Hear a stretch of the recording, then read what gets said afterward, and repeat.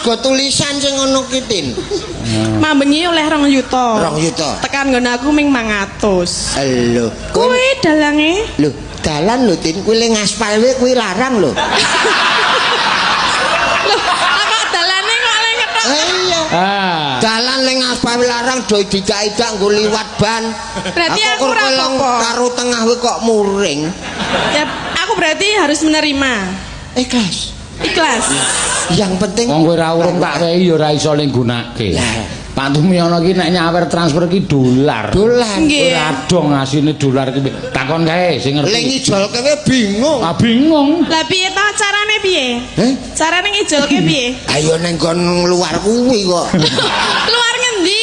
Kuwi lho cenger-cenger kuwi lho. Meni cenger. Wah. Men Tulisane ngono kuwi. Kalau ayo dunake cengermu. Pancen iki ya gawat.